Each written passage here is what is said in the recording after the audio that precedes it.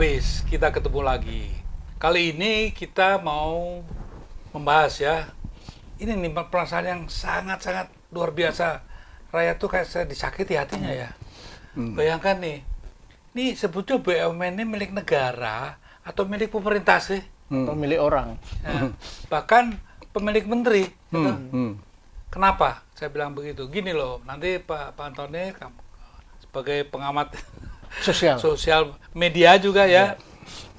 Bayangkan ya, ada rangkap jabatan. Kedua, penempatannya itu berdasarkan apa? Ya, kok si ini tiba-tiba jadi komisaris? Apa kompetensinya? Meritokrasinya gimana? Gitu kan ya. Habis itu dapat tantiem lagi ya kan? Iya kan? Kalau rugi nggak masalah. Kalau untung harus ada tantiem. Kan ini gila ini ya. Rugi pun dapat dividen Ya. seringkali. Jadi sebetulnya yang kita persoalkan ini sebetulnya nih polosinya gimana sih? Katanya penghematan, Efisiensi. iya efisiensi.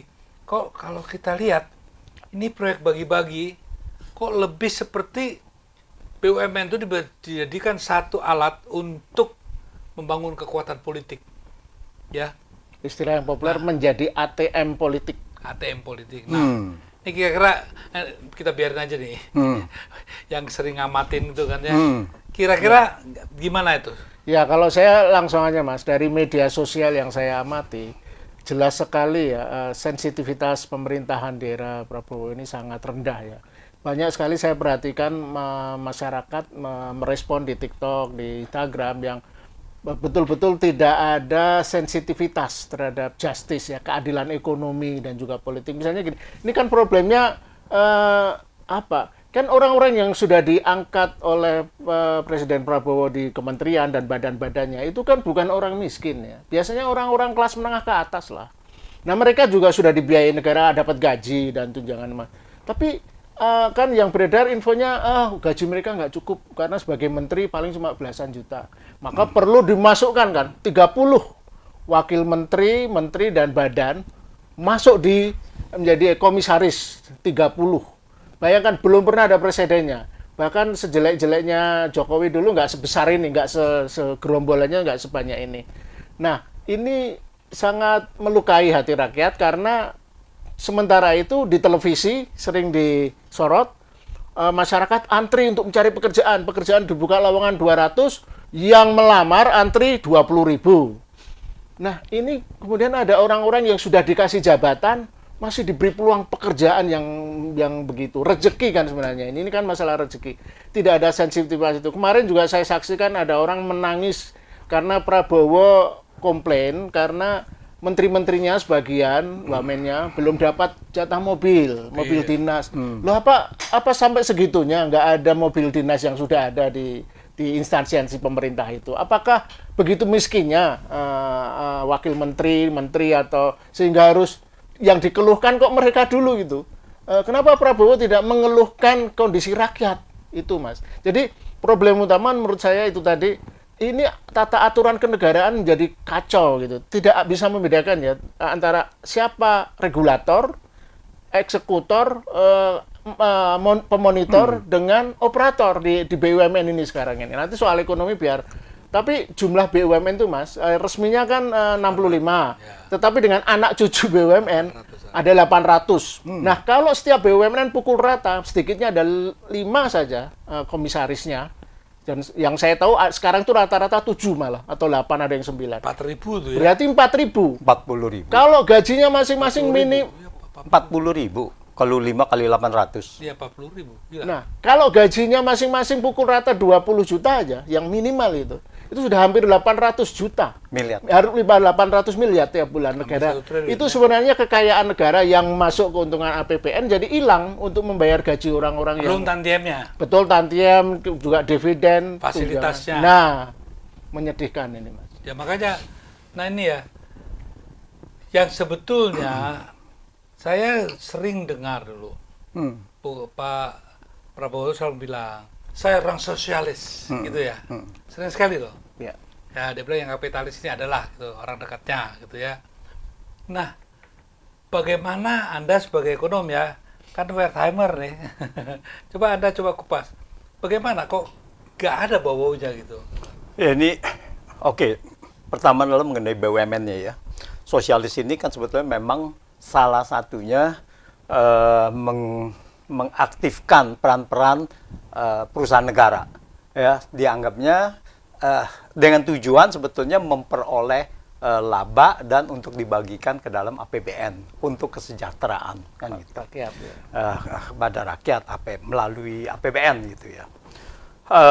Nah, saya mau sedikit menjelaskan mengenai sebetulnya apa sih pentingnya BUMN.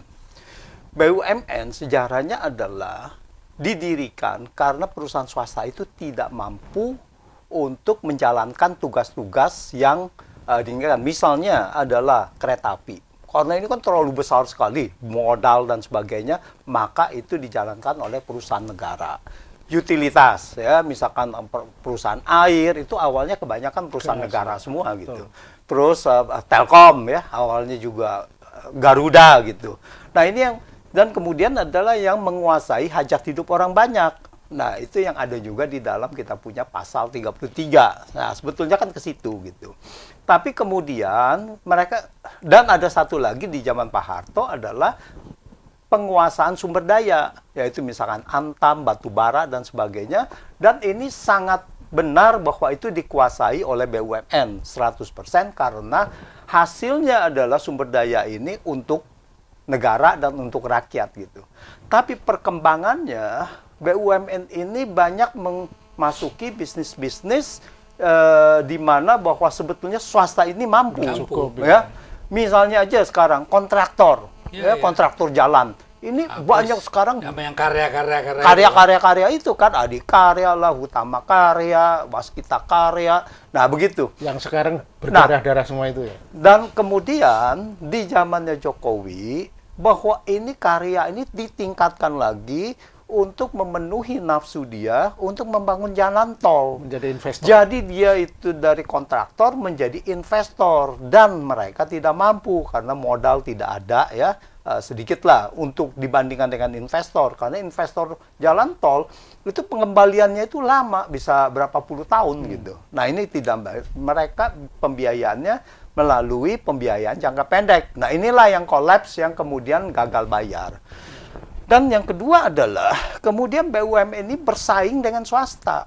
Dan ada lagi yang namanya sinergi BUMN. Pernah dengar mungkin? Sinergi BUMN. Artinya BUMN harus mengutamakan BUMN yang lain. Lah, ini adalah menjadi satu persaingan usaha yang tidak sehat dengan swasta. Karena ini apa? Ini artinya kartel. Jadi monopoli. Oh iya, kartel. Iya. Jadi akhirnya kan dia gitu menguasai gitu. Jadi mematikan sektor swasta. Mematikan sektor swasta. Nah, ini yang menjadi ininya. Tapi sebelum itu terus karena gini. Karena sejarahnya saya kan terlibat waktu saya menyiapkan untuk undang-undang BUMN. Silaks waktu itu masih jadi menteri, saya sebagai penasehatnya gitu. Gini. Sebetulnya apa sih intinya dulu ya? Tadi sudah dijelaskan ya, yang awalnya. Dalam perkembangan negara reformasi, kita tentukan bahwa BUMN itu sebagai lokomotif, ya, penggerak ekonomi nasional. Artinya, bukan menjadi profit center yang membunuh semua pesaingnya, termasuk orang-orang atau perusahaan-perusahaan yang harus digeret dalam gerbong dia sebagai lokomotif, itu malah disingkirkan supaya menjadi lokomotif sendirian dan bikin gerbong sendiri. Nah itu mungkin yang dimaksud. Jadi, nah inilah juga kepada saudara Erick Thohir nih ya, saya yang ikut. Nah, ada Laksamana sehidup itu, tanya aja ya. Kalau saja kemudian ada kelemahan-kelemahan di sana sini pada saat pemerintahan yang dijalankan oleh baik Bu Mega ataupun Pak SBY selanjutnya, itu masalah yang di luar yang kita bicarakan. Tapi inti daripada apa itu BUMN itu harus difungsikan seperti apa sih, diposisikan seperti apa, seperti itu pada sejarahnya. Nah, saya teruskan ya. Itu sejarahnya sudah jelas bahwa sebetulnya sebagai lokomotif pembangunan salah satunya. Nah, sedangkan lokomotif pembangunan itu juga sebetulnya ya memang peran swasta adalah lokomotif pembangunan juga gitu. Tetapi biasanya seperti ya penerbangan harus menggeret bukan menyingkirkan. Itu ya kan harus menjadi sinergi juga kan gitu kan, jangan selalu menjadi kartel, menjadi apa ini. Nah, sekarang kita lihat kontraktor lah mereka semua. Nah, sekarang kita lihat perkembangannya BUMN ini sudah menjadi bukan menjadi kontribusi terhadap APBN, tetapi sudah menjadi beban bagi APBN, beban gitu. Jadi sini BUMN ini dibuat sedemikian besar ya sampai pertama adalah dijadikan alat-alat politik. Ini yang terasa sekali di zaman Jokowi. Ini dijadikan alat politik. Jadi BUMN yang dia harusnya misalnya dia belanja iklan, lalu dijadikan bahwa media-media kalau Anda mengkritik pemerintah, dia nggak belanja iklan ke situ loh. Iya. Nah, salah satunya gitu. Jadi ini adalah alat politik gitu. Terus yang kedua adalah secara finansial ini juga sangat membebankan APBN. Jadi penyertaan modal penambahan dalam 10 tahun ini ada ratusan triliun dari APBN, penyertaan modal negara tambahan ke BUMN ya. Ke BUMN. Iya. Okay. Tahun 2020 aja itu ada 108 sewaktu Covid ya, itu ada 120 triliun hanya untuk itu saja. Jadi totalnya itu kurang lebih mungkin bisa 400-500 triliun penambahan modal terhadap kepada BUMN. Jadi beban dong ya, jadi beban. Sangat jadi beban. Terus yang berapa dividen yang diterima negara? Pada tahun 2023, ini saya ada angkanya, saya ambil dari realisasi penerimaan APBN, itu 82 triliun penerimaan dividen dari seluruh BUMN. Nah, dari 82 triliun itu, mungkin sekitar berapa? 5%, nggak sampai 5%, mungkin 4% saja, itu 95% ke atas. Ya, lebih dari 95% itu sumbangan hanya dari 10 BUMN. Dari 10 aja ya? 10 BUMN saja. Jadi yang 70 itu? Yang 55 ya. Tidak ngasih dividen. Ya. Dan belum lagi ada begini, 95% dari dividen sumbangan dari 10 BUMN. Sisanya adalah dari BUMN lain-lain. Jadi gini, penerimaan dividen di dalam APBN tahun 2023 adalah 82 triliun. Di mana 80 triliun terdiri hanya dari 10 BUMN. Sisanya dari yang berapa? Berarti kalau 10 berarti 55 BUMN itu hanya menyumbangkan 2 triliun saja gitu. Dan mungkin tahun ini akan menjadi masalah. Kalau yang bangkrut atau rugi ada datanya nggak? Ada, tapi semuanya ada. Kalau pada waktunya kita mau itu kan ada ya, sangat jelas sekali gitu. Nah, terus udah gitu, yang tadi penyertaan modal kepada BUMN, ya itu antara sekitar 400-500 triliun itu, ini adalah bagian yang membiayai kerugian-kerugian itu. Misalnya Jiwasraya, begitu dia rugi, ditambal dari situ gitu, tambahan-tambahan. Garuda gitu, Asabri ya bagian dari itu juga. Jadi ini banyak sekali yang penyertaan modalnya dan parahnya penyertaan modal ini diambil dari utang. Sebetulnya bukan dari APBN. Diambil dari utang langsung. Nah, jadi kalau kita lihat utang kita untuk pembiayaan APBN dengan dividen yang kita terima mungkin tidak sebanding. Mungkin setiap tahun kita membayar lebih banyak utang, bunga utang daripada kita dengan membayar menerima dividen gitu. Tapi dalam konteks seperti itu, pemborosan segitu, para komisaris itu tetap dapat. Nah, ya. Jadi pada saat ini adalah kita lihat bahwa BUMN yang tidak berguna, artinya secara konstitusi kita bilang bahwa apakah menguasai hajat hidup orang banyak. Ya. hajati orang banyak, misalkan transportasi dan sebagainya.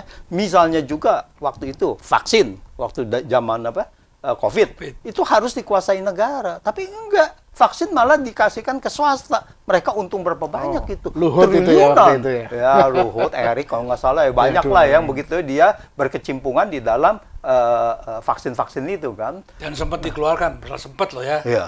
Tidak boleh dikriminalisasi. Iya. Jadi kalau untung untuk personal orang-orang pejabatnya, kalau rugi negara yang harus nanggung. Nah, jadi inilah bahwa tujuan dari pasal 33 yaitu mendirikan BUMN ini harus diredefinisikan lagi. Tidak dengan BUMN yang seharusnya bisa dikerjakan oleh swasta, tetapi kemudian dikerjakan oleh negara dan rugi karena tidak efisien gitu. Kalau dari pengalaman saya ya, ini kan saya ngomong ini kan terbuka nih ya. Ada Laksamana hidup orangnya ya. Waktu itu sebetulnya kalau mau benahi ke BUMN itu bisa kok, asal jelas ya. Saya waktu itu diserahin tugas untuk menunjuk beberapa dirut ya, itu dirut Telkom, tuh saya ngelantik tuh Pengas, Timah dan masih banyak lagi ya. Saya karena tidak pernah ngambil seperak juga, ya mereka takut lah sama saya ya. Jadi nggak bisa seperti sekarang ya. Nah sekarang ini contohnya waktu itu ada masalah peredaran pupuk kacau. Ya. Itu bisa tuh kita benahi. Kita ganti aja schedule produksinya. Kita batasi. Bisa. Jadi kalau saya lihat sekarang ada pembiaran. Iya, ya, benar. sorry ya. Benar. Jadi sorry Erik ya. Ini kayaknya kok diam-diam aja kamu nih gimana nih gitu. Jangan dibilang nggak bisa. Saya pernah di situ loh ya. Jadi saya tahu persis gitu bahwasanya kebijakan itu bisa diambil kalau kita aja bersih. Saya nggak bisa disogok. Boleh tanya kan yang saya angkat tuh ya. Siapa tuh di Dirut Telkom dulu, siapa tuh namanya? Saya lupa. Terus Pengas segala, Dirut Timah segala ya. Tanyakan sama dia. Pernah nggak saya palak? Itu nggak ada. Gitu kan. Pernah nggak saya bilang tolong titip si ini ya? Tidak ada. Ya, jadi itulah yang membuat saya tuh kesal lihat itu ya. Dan rasanya kalau dibilang, oh Mas Eros marah-marah aja sih. Wajar kalau saya marah-marah. Kalau kita perjuangan reformasi seperti apa, kita membangun negeri ini, membenahi negeri ini, bukan untuk seperti ini kok ya. Kok enak-enak aja bagi-bagi. Emang punya siapa ini loh, gitu loh ya.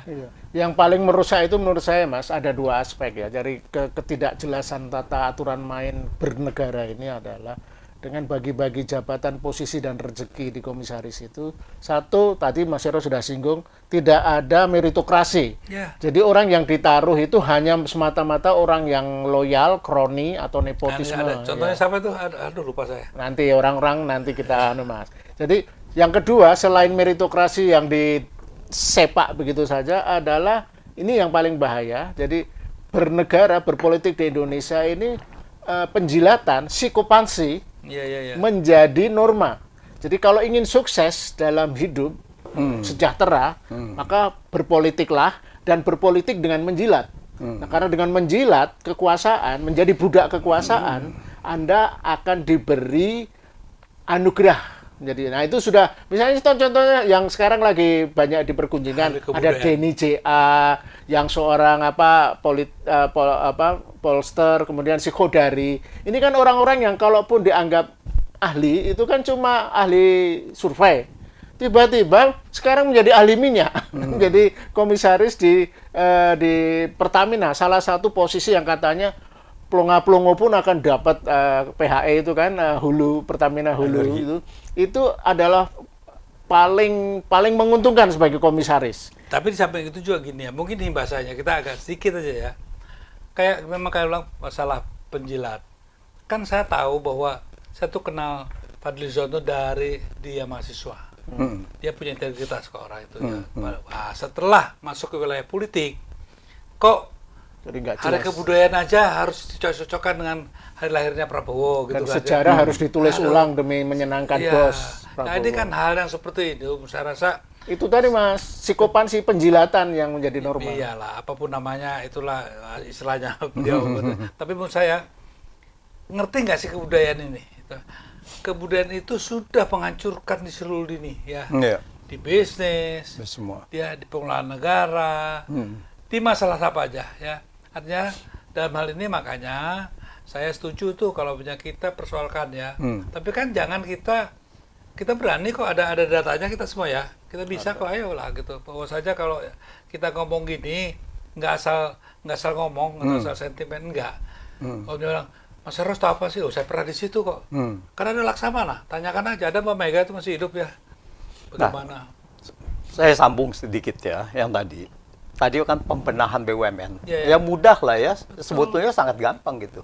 Kalau kita mengacu semuanya kepada profesionalisme gitu. Artinya profesionalisme itu dari direksi sampai komisaris, dan benar-benar komisaris juga menjaga apa yang dilakukan oleh direksi itu benar gitu kan ya. Jadi kan fungsinya fungsi pengawasan kan. Nah, ini yang harus dilakukan semua. Kalau semuanya adalah tidak dilakukan seperti itu, maka yang ada adalah pembiaran kerusakan. Nah, contohnya adalah misalkan Jiwasraya. Jiwasraya itu sudah rusak dari sejak lama, dan kemudian dibiarkan karena kerjasama semua ini, komisaris semuanya itu kerjasama, diam-diam saja. Persekongkolan gitu ya. Iya. Bumi Putra juga kan sampai sekarang. Iya, Bumi Putra bukan negara punya gitu. Iya. Tapi artinya terjadi seperti begitu juga gitu kan. Nah, ini banyak sekali. Jadi kalau kita lihat Jiwasraya, nah ini terjadi pembiaran. Terus kemudian dikatakan bahwa jawaban menteri harus harus ada jabatan rangkap karena tidak cukup. Lah, jabatan menteri adalah jabatan yang memang bukan untuk mencari uang, kan harusnya begitu kan? Artinya begitu. Nah, karena jabatan menteri adalah bagaimana Anda bisa bukan untuk mempertebal kantong. Bukan untuk mempertebal kantong, karena untuk memikirkan bangsa ini, meningkatkan kesejahteraan dari rakyat gitu. Jadi kalau kita bilang bahwa ya tidak jabatan menteri lalu kemudian gajinya kurang, lalu harus dikasihkan komisaris lagi, jabatan-jabatan lainnya, ini berarti sudah salah. Nah, di tempat-tempat lain itu, kalau kita ya apalagi kalau kita lihat menteri seperti apa di luar negeri yang sangat bersahaja itu, di Belanda misalnya dia naik sepeda, naik angkutan umum naik juga. angkutan umum, Banyak. Ya, itu apa? Menandakan bahwa memang mereka tidak cukup. Tidak cukup dalam arti untuk hidup hedon, kan gitu. Nah, sekarang dan memang dia sudah tahu dan mau. Sudah tahu dan sudah mau. Ini pengabdian gitu. Jadi tidak cukup pun kategorinya banyak gitu. Bagi seseorang cukup, bagi seorang lain itu tidak cukup. Jadi batasannya mana? Tapi dengan fasilitas menteri, menurut saya ini sudah sangat memadai gitu kan. Fasilitas menteri tadi dikasihkan kendaraan, sudah tidak pusing lagi, tidak ada tunjangan dan sebagainya. Ibaratnya gajinya itu udah utuh lah. Kita tahu lah itu. Iya. Nah, itulah. Jadi kelihatannya gaji pokok kecil, tapi kemudian ada yang lain-lainnya itu semua ditanggung dan sangat besar. DLL ya. DLL kan. Contohnya seperti misalkan juga anggota DPR, ini saya singgung sedikit. Gajinya kan katanya relatif kecil. 12 juta. Ya. Tapi kalau kita lihat semuanya ada dana aspirasi, ini itu gitu kan. Nah, masalahnya juga gini, kenapa kita sulit sekarang membenahi negeri ini? Karena ini ada satu persekongkolan itu ya, yang istilahnya itu domino ya, titik domino. One fall, all falls gitu kan. Jadi saling ini melindungi, saling melindungi, menutupi. Nah, bagaimana si buzzer ini pun juga dapatnya dari sini, ya. Maka dia harus melindungi ini. Sehingga kalau kita lihat perdebatan di televisi, di mana gitu ya, patin sliwer. Kita nggak ngerti, sebenarnya yang benar yang mana sih? Apalagi saya udah artificial intelligence. Adalah dibuat yang sedemikian rupa ya. Dan rakyat yang biasa kan, wah bener ya ini. Padahal, nah ini nyala sedikit ya, nyala sedikit. Nggak ada, jangan dikira kita menyalahkan kemana. Cuman intinya ya. Kayak contohnya, ya kembali sore ya, agak sedikit menyimpang nih, ijazah ini ya. Sebenarnya nggak susah, apa sih susahnya gitu ya, tinggal nunjukin gitu.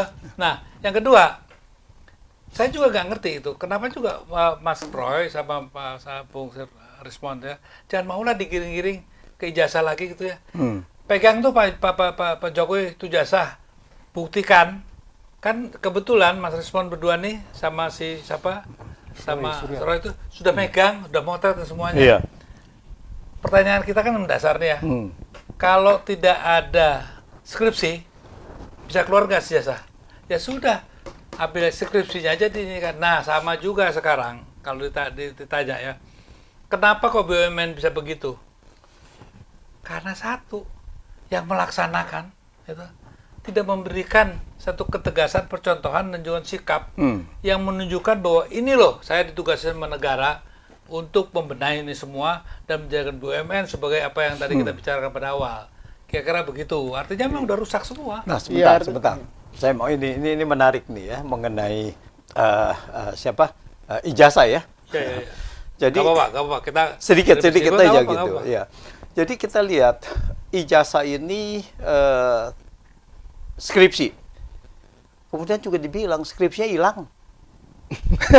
Semua barang bukti semua dihilangkan semua, kan menghilang. Enggak. Ya. Si Roy sama pada saat itu pernah sudah pegang, foto. sudah ini dan motret. Iya. Dan kalau ditanya nanti gini kan biasa kalau bahasa pembelanya tuh, sudah pernah lihat nggak? Ya. Sudah pernah membukti? Nah, kalau skripsi kan sudah pernah saya lihat, sudah pernah saya pegang, sudah pernah foto.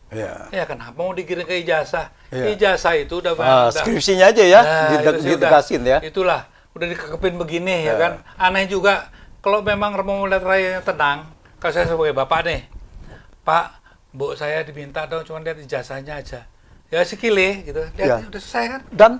Selesai. Dan yang lebih luar biasa lagi adalah bahwa setelah dikekepin, malah dia bilang, Anda menggugat ya untuk itu ya. Lalu dilaporkan pencemaran nama baik. Padahal ini dikekepin, kamu kasih tunjuk gitu kan. Ya udah, makanya lalu itu gitu. Aduh. Mas, saya ingin kembali ke soal ini ya, Mas. Soal yang namanya juga ini kan ngobrol, relevansi bagaimana yang namanya keamburadulan, hancurnya budaya dan kebudayaan kita itu. Nah, yang saya masih agak sedih itu ya, sebagai tadi kan disinggung oleh Mas Eros, Prabowo ini kan genetiknya orang sosialis, welfare state gitu kan.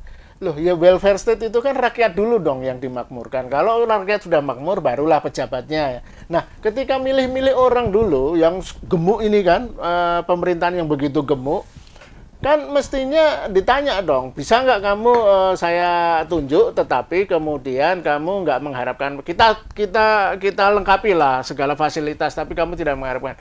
Nah sekarang malah semua wakil menteri dan sebagian menteri itu menjadi komisaris, itu artinya jadi apa orientasinya itu benar-benar menyenangkan orang sekelilingnya. Yang saya khawatir ini sebenarnya adalah gerakan politik untuk mengamankan tahun 2029 misalnya. Jadi ini investasi jauh apa sih begini 2029? Investasi politik loh. Karena kan gini, Mas, itu penyakit dari dulu ya. Karena kan setiap presiden masuk baru tahun pertama udah bicara 2029 kan memang sudah dical. Intinya kan gini, buser-buser kan yang dapat ini kan buser-buser semua, Mas. Yang saya sebut tadi tidak ada meritokrasi itu gitu. Sekali kamu buser, kamu akan dapat. Nah, saya bayangkan politik tahun 2009 ini semua ingin jadi buser kekuasaan nanti. Nah, artinya rakyat hanya ingin menjadi budak-budak kekuasaan nanti, para penjilat-penjilat yang karena ternyata menjadi penjilat itu cara paling mudah untuk menjadi pejabat dan mendapatkan kesejahteraan. Nah, yang paling parah etos entrepreneurship itu jadi hilang. Ngapain juga saya mendirikan perusahaan ini lebih baik saya jilat, muji-muji kekuasaan, akhirnya saya dapat posisi dengan cepat tanpa perlu buat PT ini, PT itu, berusaha menjadi pengusaha kecil, menengah dan sebagainya. Itu yang paling bahaya itu. Tapi Mas, ada satu pengalaman ya. Saya waktu dapetin si Mbak Mega, ini nggak apa-apa lah, kita terbuka ya. Waktu begitu kita menang ya, dari awal loh. Sudah kita menang, kita rapat. Saya bilang sama Mbak, please kasih kita kewenangan. Ya. Saya minta seluruh orang-orang PDI ini jangan gerecokin lagi BUMN. Ya. Setelah 3 tahun berbuah, marilah kita coba pikirkan bersama. Itu terserah ya. Tapi satu hal yang saya kemudian ditantang juga. Ya sudah, pokoknya yang dekat-dekat kita ini nggak usah itu. Saya nggak pernah terima gaji seperak pun. Saya tidak pernah mendapat gaji seperak pun selama ini. Ya selama dampingin Mbak Mega. Tidak ada. gaji bulanan tuh nggak ada. Kadang-kadang malah kita nombok sendiri ya.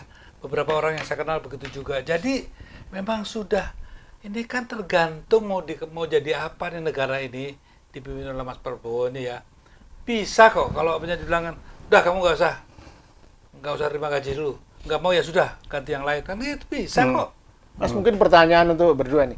Dengan adanya Danantara ini gimana? Apa ada rumor kan ini dalam rangka tapi kok nggak saya nggak konsisten ya? Nggak berasumsi. Tapi satu hal yang saya agak sedikit kurang paham gitu ya.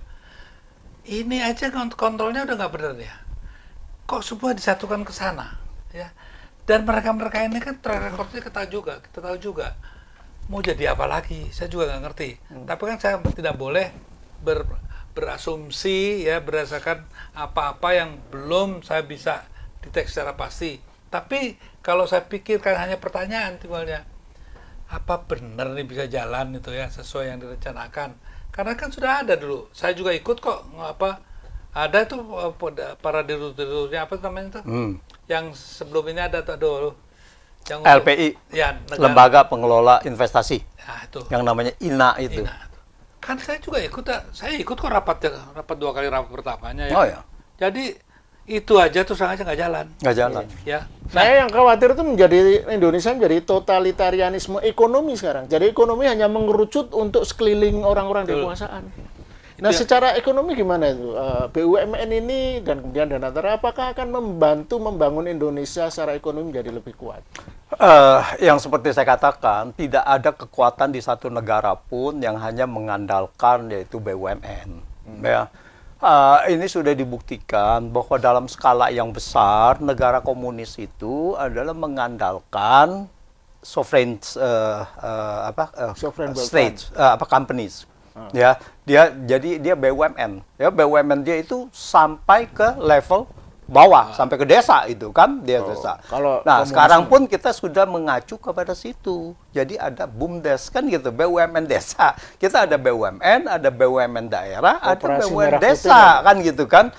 Itu lain lagi, koperasi itu masih perorangan gitu. Ini milik benar-benar negara. Sampai gitu. desa sekarang. Sampai desa jadi sekarang. Anti komunis tapi. Nah, jadi pada saat ini adalah sudah dan kita dilihat di negara-negara sosialis komunis yang mengandalkan perusahaan-perusahaan negara seperti itu gagal. Bangkrut semua ya? Bangkrut semuanya. Makanya Cina sekarang mengadopsi sistem kapitalis. Sistem kapitalis, namanya sosialis kapitalis gitu kan, dia gitunya. Secara ekonomi dia memperbesar peran-peran swasta gitu. BUMN-nya besar, tapi dia itu sudah BUMN-nya lebih menguasai hajat hidup orang banyak, resources dan sebagainya.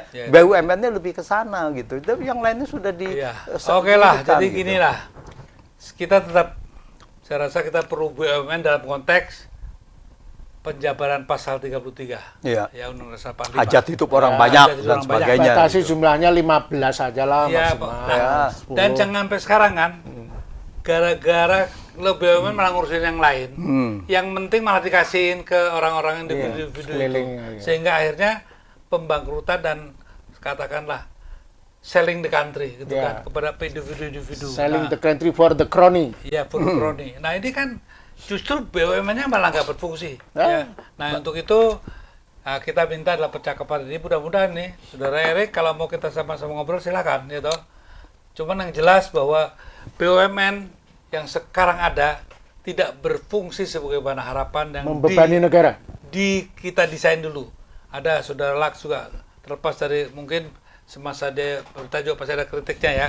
Tapi tujuan BUMN yang saya pahami karena saya ikut dalamnya waktu merancang itu ya, tidak seperti yang sekarang ini.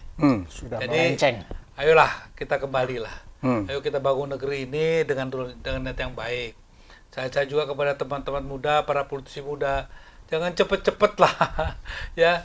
Aduh, itu saya juga kadang-kadang nggak tega gitu ngeliatnya ya.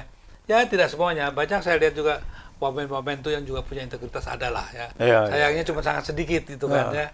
Lebih dari satu ada mas? Ya, ada satu. Kalau saya ngeliat nggak ada. Ya itulah pesan kita, keharapan kita mudah-mudahan dengan percakapan ini cobalah kita adakan satu Ya nggak berarti kontemplasi mereka ya. Iya. Cuma ada yang reflektif lah ya. Atau kita imbau Mas, mari rakyat urunan supaya wamen-wamen atau menteri yang masih kekurangan kita sumbang dengan saweran gitu. Ketimbang membebani BUMN. Ya dah, pokoknya itulah harapan kita. Mudah-mudahan BUMN kita bukan jadi sapi perah ya, tapi sapi yang berikan susu kepada rakyat. Nah, kira-kira begitu. Oke? Ya. Kawan-kawan sahabat bongkar abis. Kita ketemu di lain kesempatan. Jangan lupa subscribe dan komen. Ya, oke. Merdeka. Thank you.